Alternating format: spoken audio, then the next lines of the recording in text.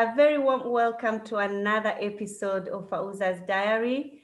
If you are looking for something little and yet inspiring, cultivating, then you have stumbled upon the right show. That's the beauty about my diaries. They inspire us, they encourage us, but also they make us think to see what else is out there and what can we do with what we have at that particular moment.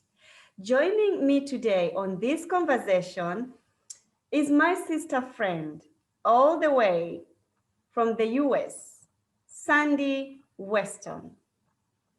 She is a keynote speaker, an author, entrepreneur who has owned and operated health and wellness companies for a little while, over 30 years now. Sandy, this is very impressive. Thank you for joining me. Oh, I was really excited. I was watching some of your diaries and I was like, woohoo, I get to be on, yay. Yeah, this is really beautiful, Sandy. And you have accomplished quite a lot, amazing things, in your community, not just in your community, but even global.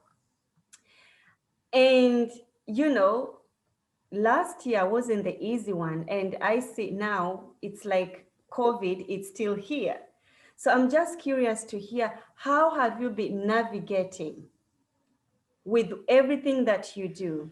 I know you are in health and wellness, and then now you are into SJW Production. How has it been for you, Sandy? I want to know everything, and I know the viewers want to know everything also. Okay, well, we'll break it down so I don't keep yipping and yapping. But first of all, COVID, for me, who is somebody that is extremely outgoing and social, I'm like extroverted to the max. I feed off, my energy feeds off people. So when I see people, I hug them, I kiss them. I just love sharing that energy. My family, they're the complete opposite. So they're like, we've trained for this our whole lives. So they're introverts. So they're like, yeah, we're good.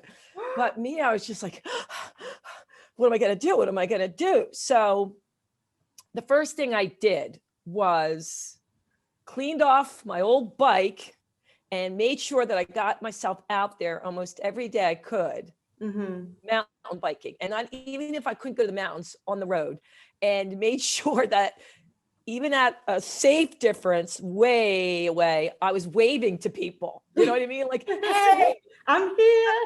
I'm here. And I would go around the whole, I'm telling you, it was the most, when I say little things make a huge difference, not just hiking, because hiking, I didn't get to see as many people, but on my bike, I was able to go through the neighborhood safely and see people and get to know them. Like, I swear to you, I got to know my neighborhood more because I was on my bike waving and felt that connection. And even though they may have masks on, you could still feel the smile. And so that was huge, huge. And now it's colder here where I live, suburbs of Philadelphia, but I still make sure I get out as much as possible so I can have that connection in addition to the social media. So that's number one. Number two, I owned health clubs my whole life. They were sold in 2018. Now, here you go. Thank you, gods. Thank you, gods, angels. I did not want to sell them. It was so, wait, the final sale was 2019, February 2019. That's right. The landlords came in where I was, and I had this gorgeous space in Philadelphia that was like 26,000 square feet, right? I'd been there for 17 years, amazing, but it had a great rental rate. And they came in and they were like, what? She's got all this space. And the new landlords did not like that. And this happens a lot. So they wanted to think of any way they could get me out of there. And it was really tough, because like you said, we were talking about everything looks like glitter and great and all this other stuff. But behind the scenes as an entrepreneur, there's lots of ups and downs. So here I was. This was my third health club. I loved it. The business was great. I loved the people. And for a year, they kept making it so difficult. They were trying to make it like noise violations. And I was a fitness center my whole life. I wasn't a yoga studio. And they made it so tough that finally after a year, I mean, we would have won in the end, but it wasn't, I would have been financially broke from going to court back and forth. So it ended up that I thought it was a fair price. They bought me out. Okay. Now, that's great. Maybe not what I really wanted. It may have been 2.5 years earlier than I wanted because my lease still had another 2.5 years because it was 20 years lease. But look at the message in this. If I would have wanted to sell now, no one would want it with COVID. It was in a corporate area.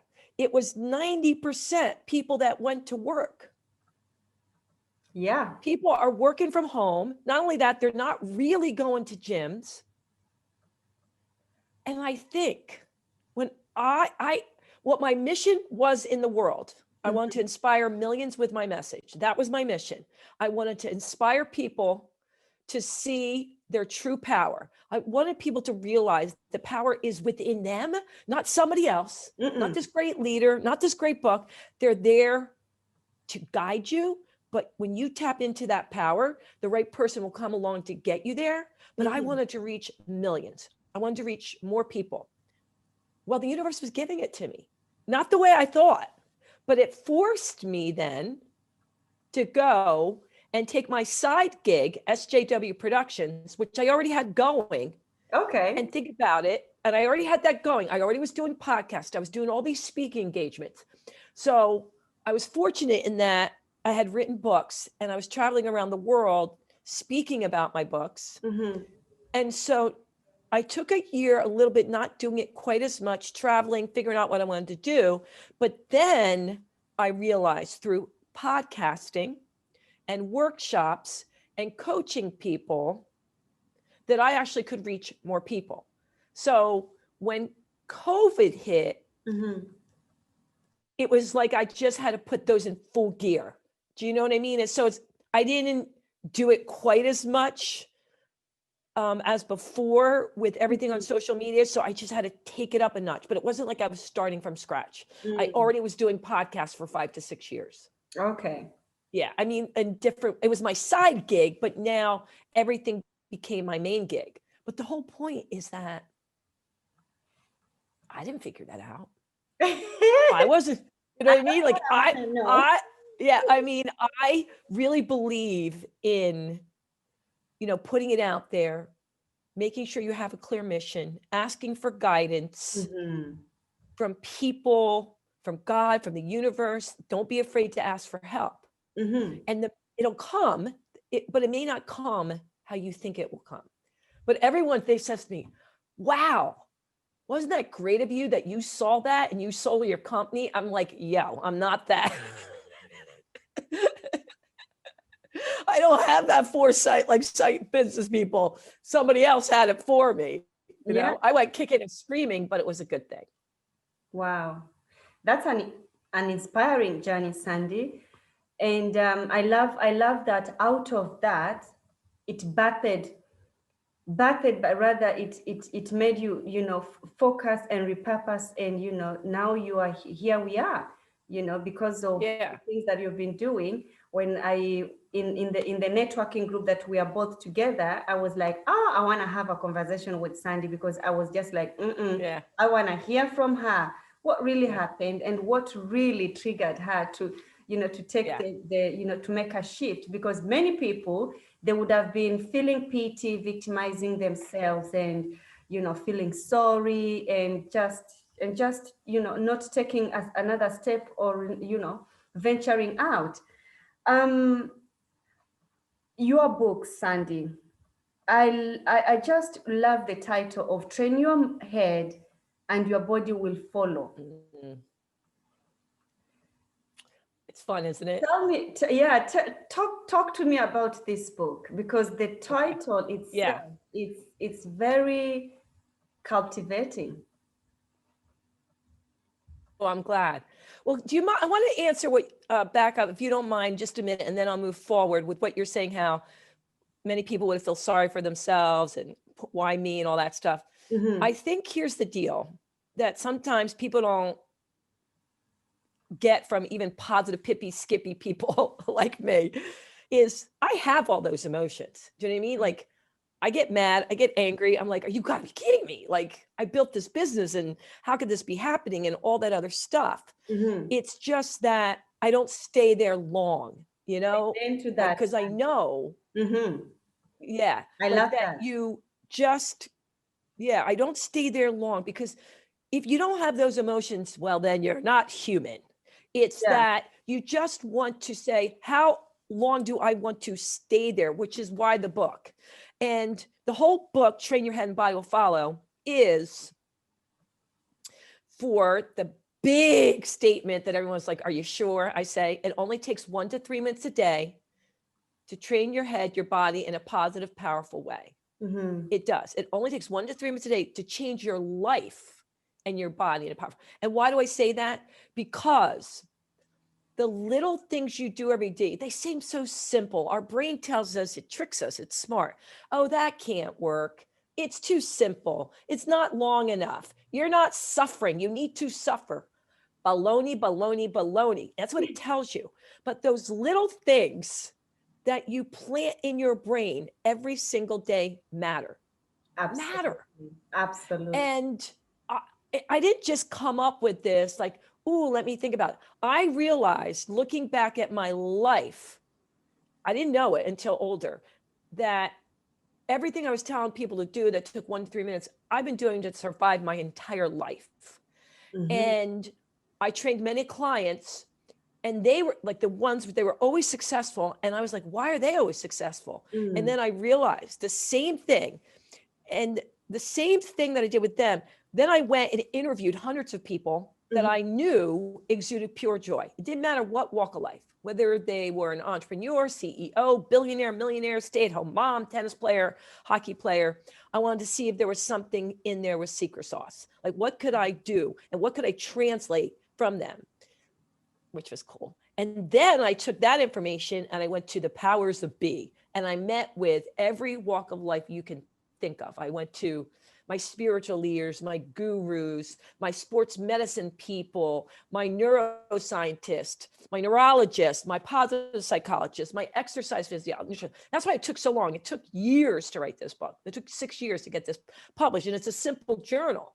But I wanted to make sure it was based not just on what I knew innately in my gut, because not everyone has the faith and nor do they know me, but that it was based in science and logic, for those people who really want to go, okay, so here's the more spiritual faith side, and here's the science and business side of it. And that's why and by the way, it wasn't even my idea. Again, my staff was like, Sandy, you should write a book. Because I always say, every time they ask me something, they go, oh God, here she goes. Let me tell you a story. Let me tell you a story. So here's the thing, that all the same people who exuded pure joy, the one thing that they had in common, and all the great powers that be that agreed on, every single one of them, in some fashion, started their day in a way that got them in that powerful, positive mindset. When before they went out to the world, they did something to get them in. This is how I'm showing up in the world. This is how I'm deciding to show up in the world. I know all this is going to hit me. So they could have spent hours, or they could have spent a few minutes. And it could have been everything from working out to journaling to singing to dancing to baking muffins, jazz music. It was all different. So I thought, okay, what if I create a journal that prompts you into that mindset? Because when you write things down, you're 41% more likely. Yeah. And it's there. So I was like, I can do that. And I first started out and it was 5 minutes. And guess what? No one did it. No one did it. And then the powers to be said, well, of course they won't. It needs to be 1 to 3 minutes. No one's going to spend 5 minutes to change your life in a positive way unless they already have that habit. I'm like, you're kidding me. So, I mean, yeah, if they have the habit, but if you're trying to develop something, and so I went back and it worked. That's what the secret sauce. Now, In addition to that, which takes a little longer, all these people had something else. They believe in themselves.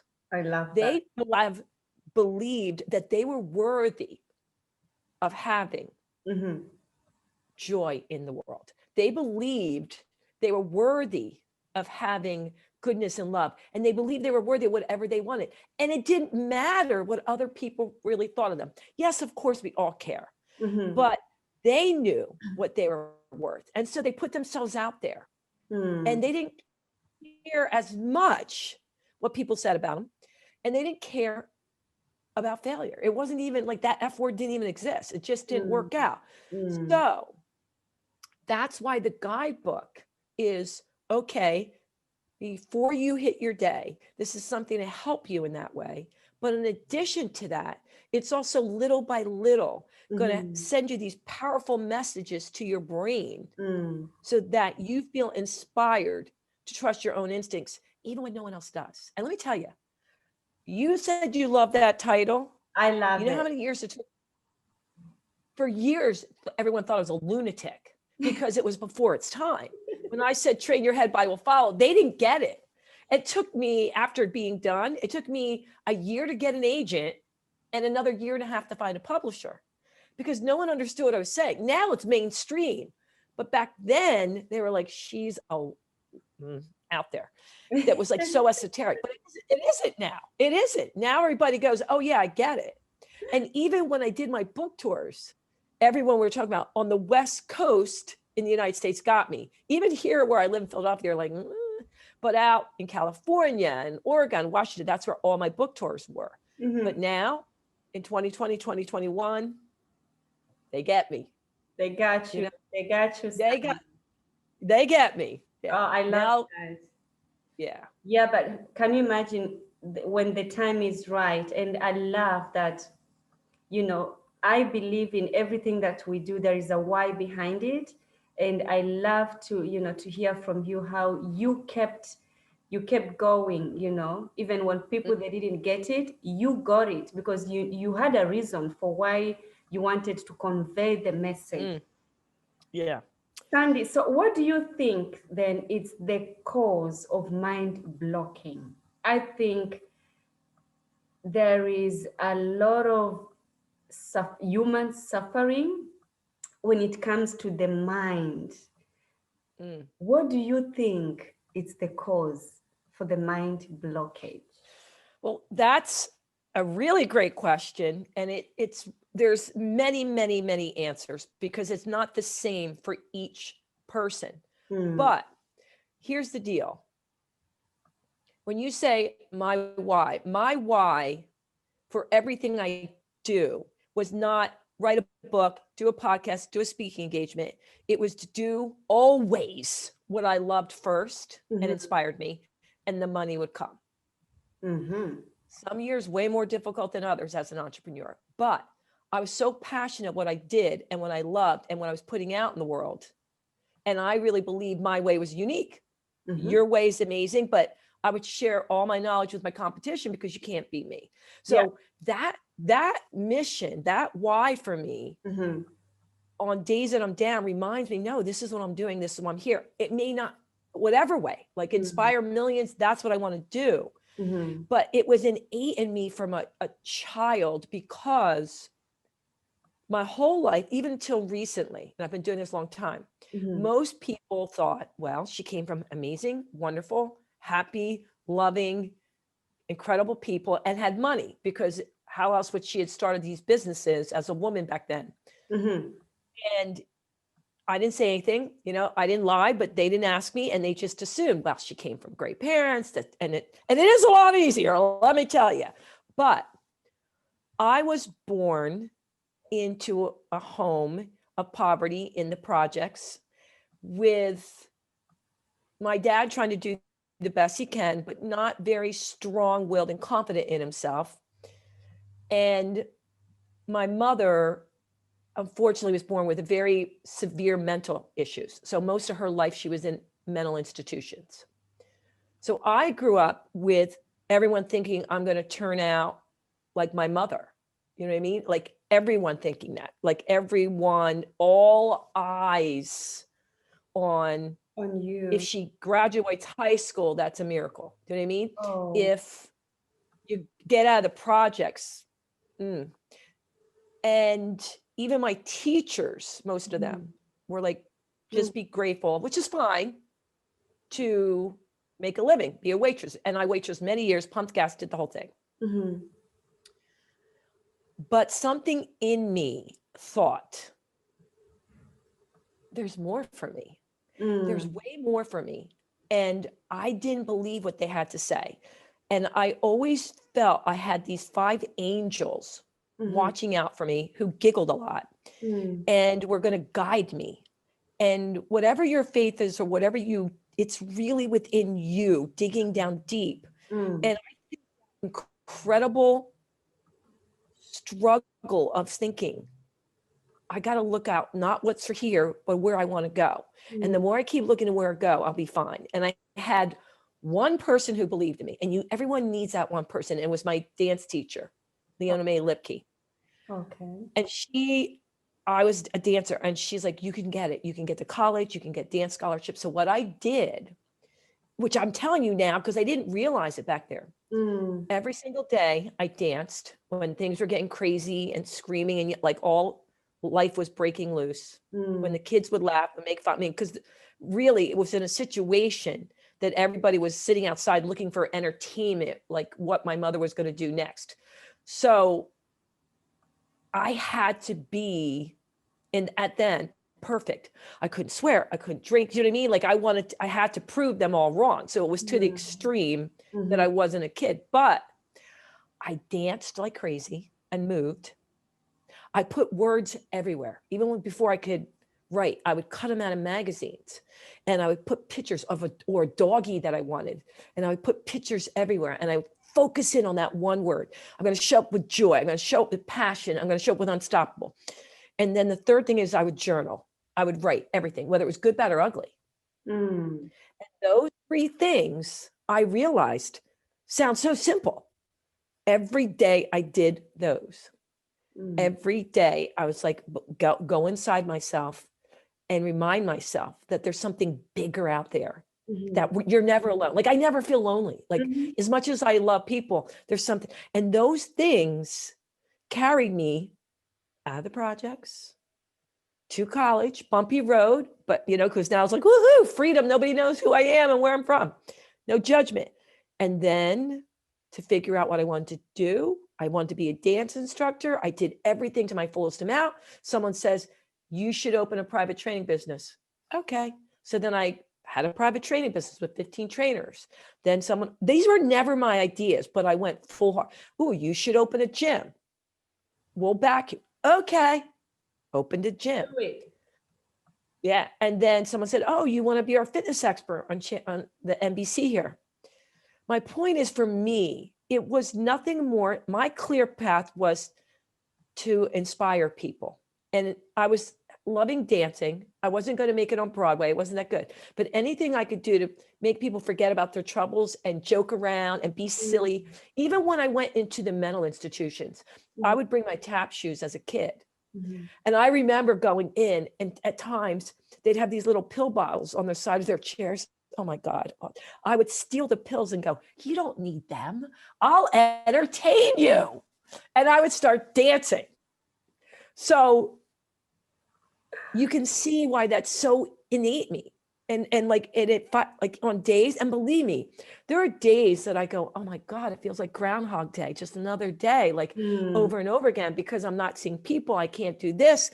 There's not as many businesses. How am I going to sustain myself financially, without doing all these keynote speeches? I mean, it's not like every day I'm like, woohoo. But on those days that I feel anxious or concerned or worried, I just say, Sandy, it'll pass. I take my deep breaths in.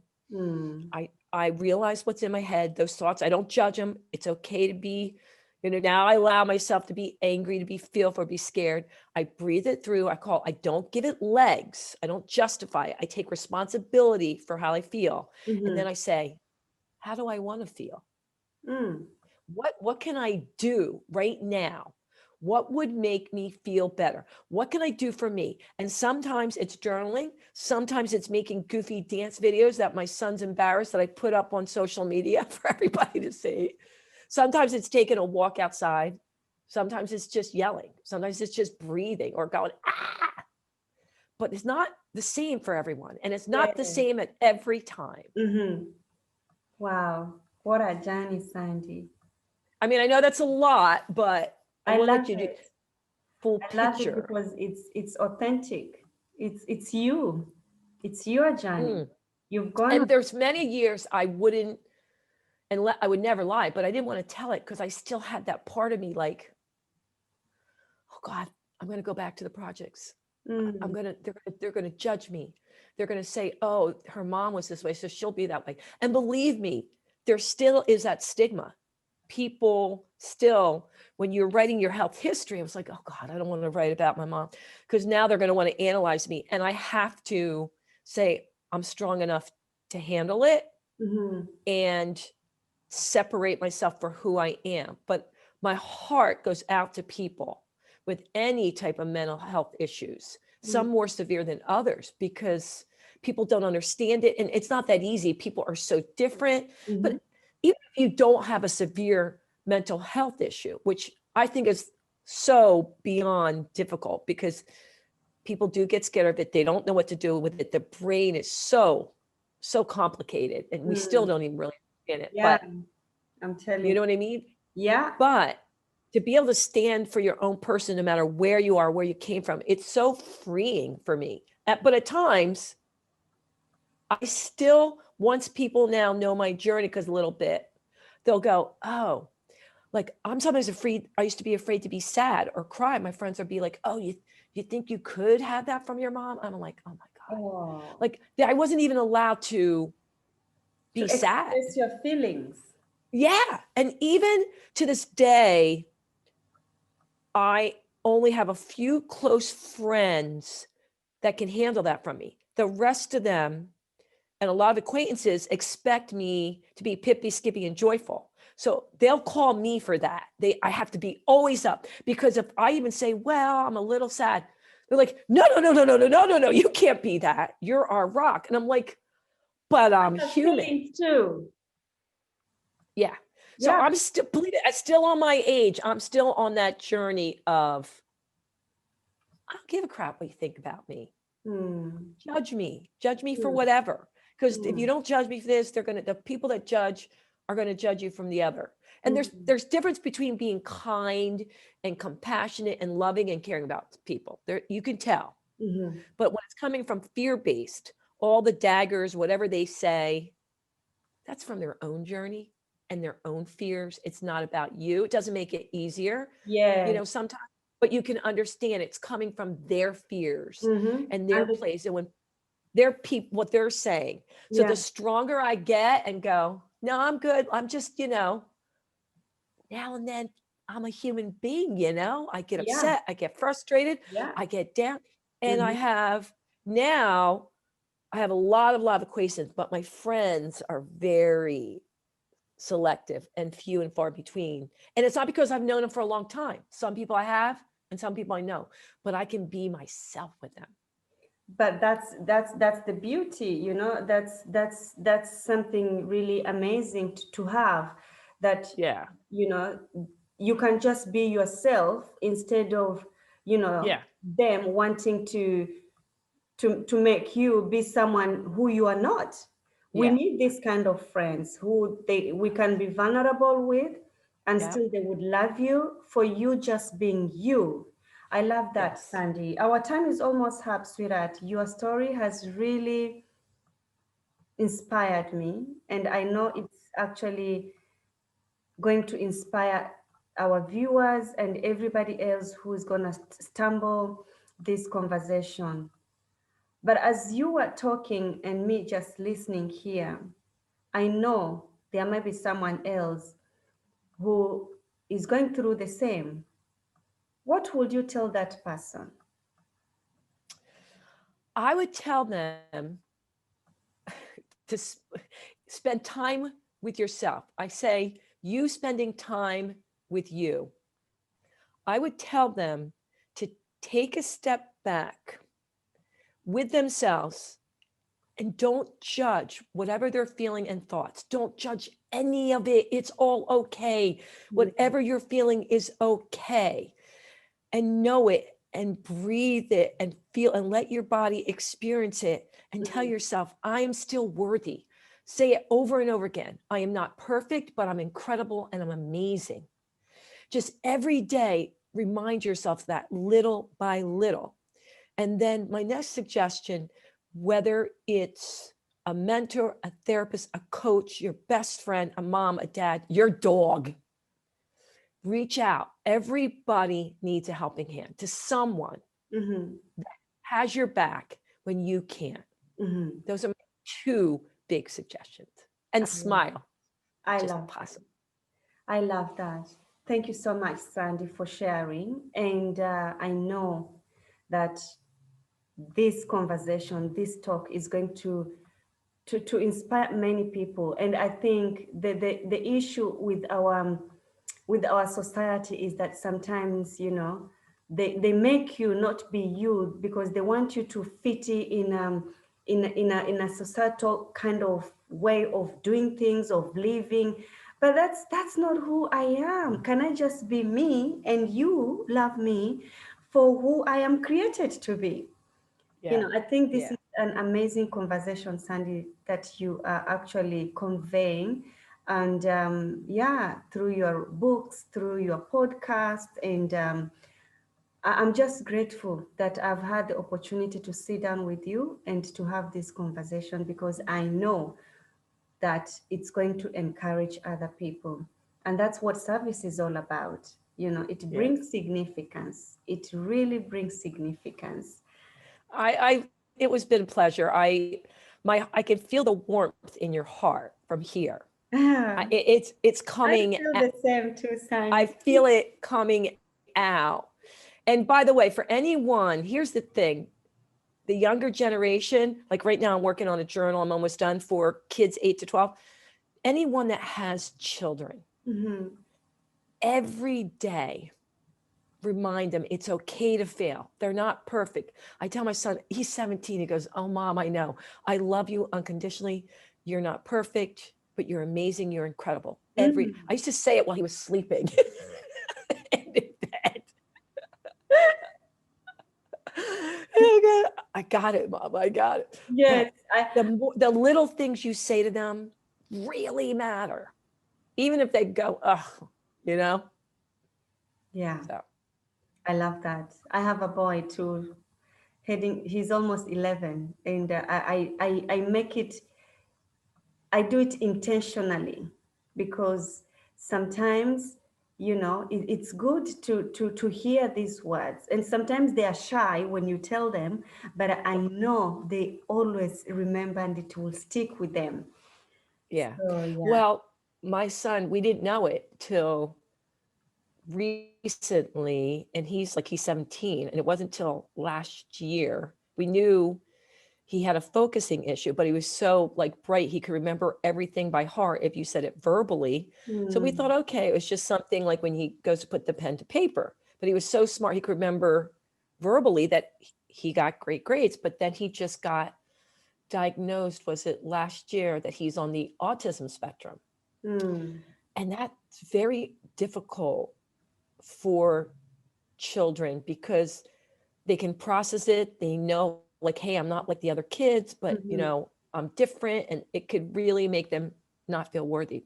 And I was so worried about telling my son because he was 17, 17. Yeah, or no, I fib. He's 16 when he was finding this out. So, and I was worried, should I tell him? Should I not? Because it was iffy.